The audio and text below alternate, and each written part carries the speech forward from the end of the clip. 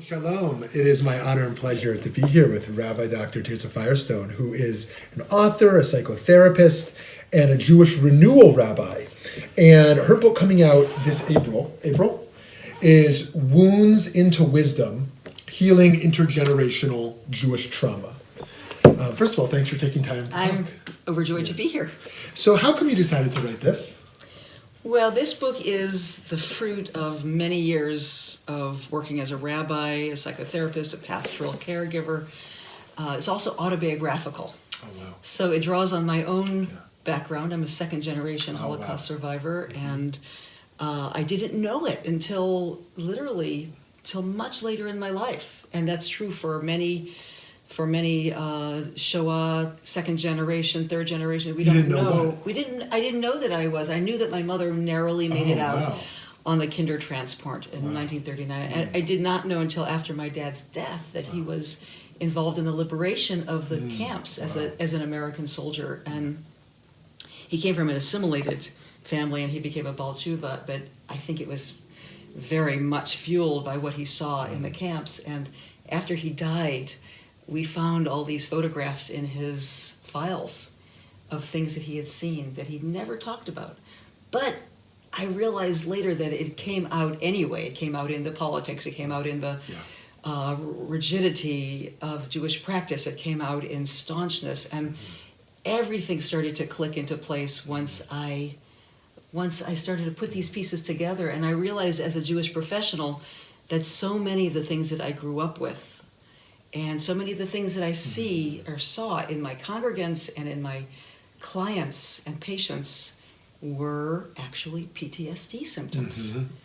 So things like 0 to 10 reactivity, agitation, a sense of guilt and shame, just about being.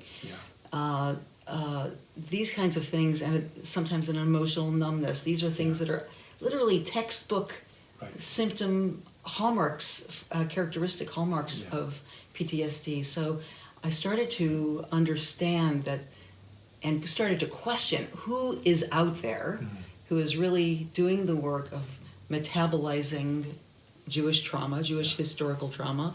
And it's not only Holocaust, it's also the product of really 2,000 years of living in Christian Europe and also in the Middle East. And Mizrahi Jews have gone through their brand, and so that became my doctoral question: is who is in the Jewish world who has really done the work, the hard work of grappling with their family's trauma, so that it doesn't continue to transmit itself through the generations. There's all sorts of research right now in neuroscience and what they call epigenetics that when somebody goes through something very extreme, and it's unprocessed and unhealed, it has a way of evidencing itself in the children and grandchildren and even further.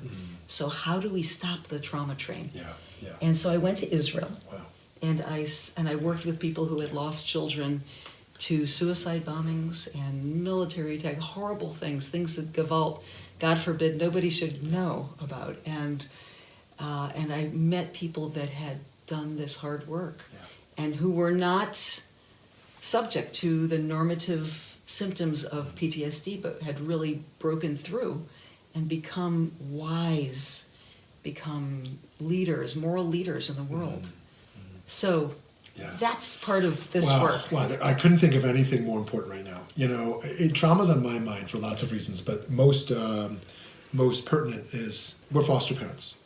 And so we get calls in the middle of the night, and a new child emerges. So last night, a child comes to our house, and he has just left his parents. Now he's just left his grandparents, and he's sitting in a DCS office. And I'm holding this child, trying to get him to sleep, screaming his head off, and the bruises on him, the traumas he's had.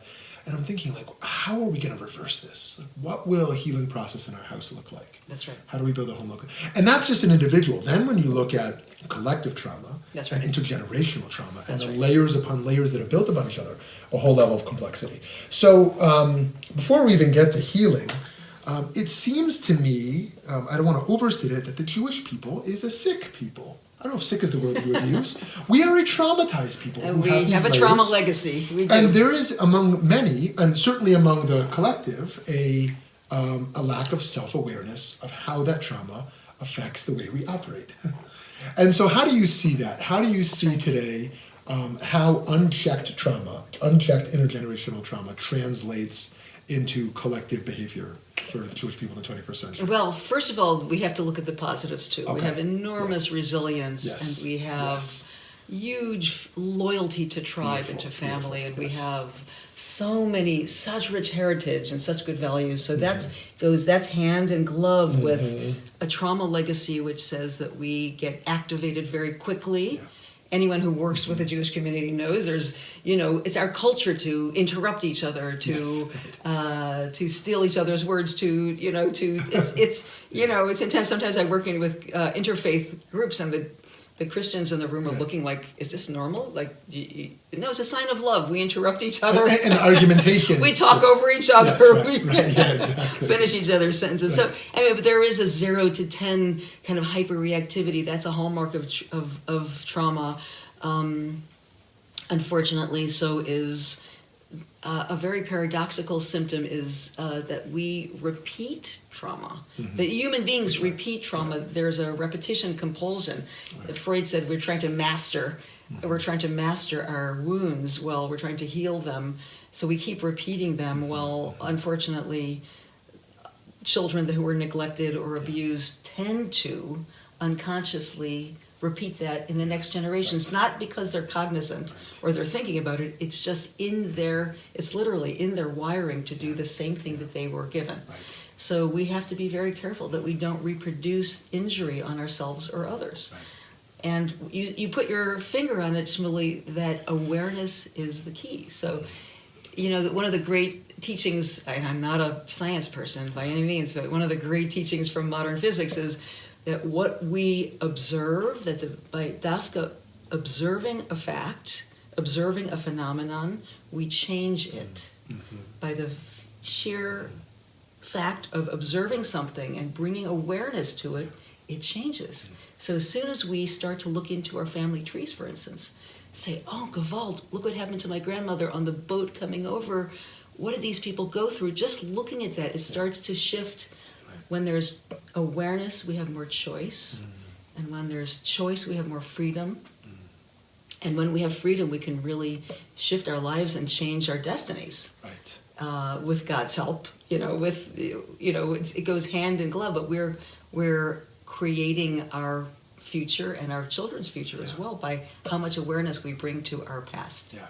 So what does and you started to touch on it, what does that healing process look like? Okay. What does it look like individually? What does it look like collectively? It's such an impossible question to answer. Yes, right. Because for every individual it's different. Exactly. Right. But I talked to hundreds and got hundreds of interviews from my case studies and my doctoral research, and I was able to pull out like common denominators. What did these people who really made it through into freedom say? And there are seven guiding principles, you could say, or prescriptive, some of which are very, you would expect, for instance, facing one's loss, really facing into it, or harnessing the power of one's pain. But then there's some that people said universally that I was surprised about, like resisting the call to fear and hate and dehumanize the other. So people from Israel who had Gewalt, children lost it to terror, said they at first felt so victimized, but they had to disidentify from their victimhood in order to find their freedom. Or they had to resist the cultural call, the social call to hate the other, because that was keeping them imprisoned. Yeah. So there's some very interesting things that came up. Another interesting one for Jews is how do we take our mandate to be a Am Segula, a treasured nation, a chosen people, and ask ourselves, what are we chosen for? Right. Are we chosen just to be superior? Because that flips into inferior. Are we chosen to do something, to really be an Or LaGoyim? Are we chosen to do something in the world by virtue of our suffering? Because we suffered so much, can we bring that to the world and help? Can that expand our language? Can it expand our awareness about the people in the world that are displaced, that are homeless, that are traumatized now? Yeah. Because we're relatively good. Our people are good. So can we bring to bear on the world stage what is going on and use our understanding of our own suffering to help others? Right. Yeah, so to turn that trauma into wisdom. Exactly. Yeah, and turn that wisdom into service. Exactly.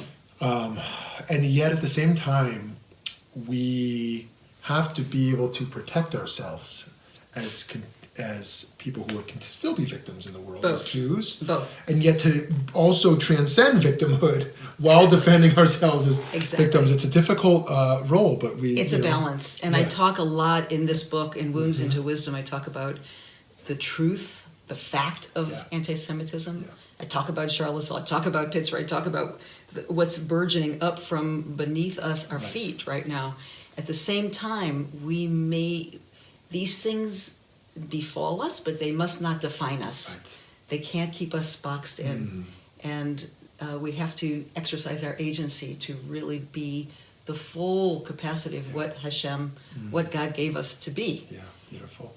I think that the soul is much deeper and wider than we can ever imagine.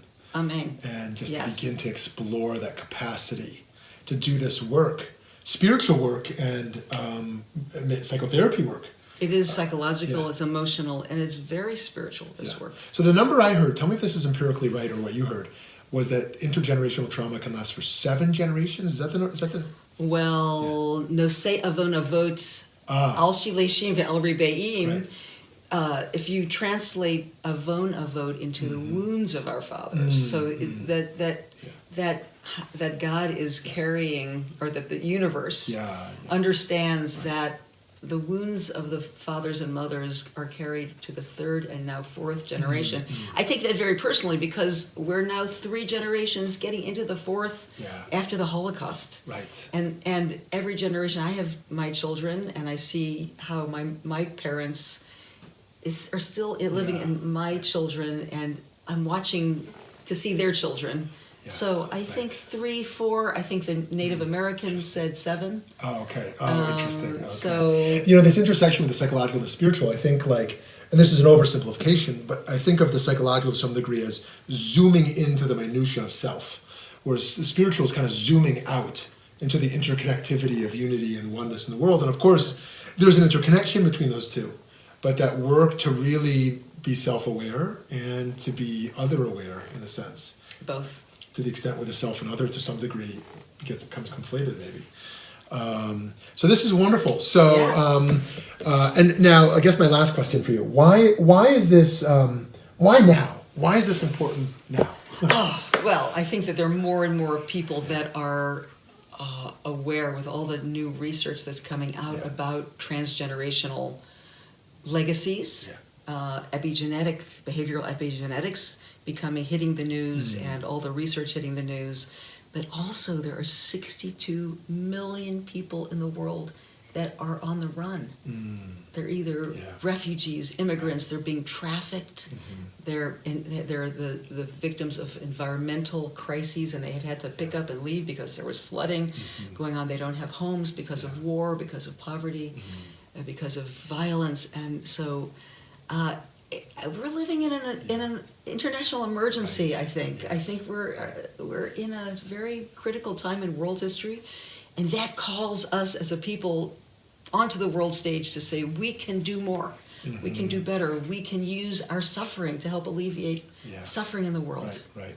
I love that story of the Dalai Lama bringing in Reb Zalman and Reb Yitz and all them and saying, "What did you learn in the diaspora?" This model of how can we turn this pain into, like you said, into wisdom?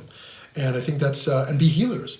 And you've been such a model for that as a teacher and healer, so it's really an honor. Thank you very much. Is this available for pre-order? You could pre-order it. It comes out April 2nd. Excellent. April 2nd. Wounds into Wisdom, Monkfish Publisher. Beautiful. Healing Intergenerational Jewish Trauma. Thank you. Thank you so much. Firestone.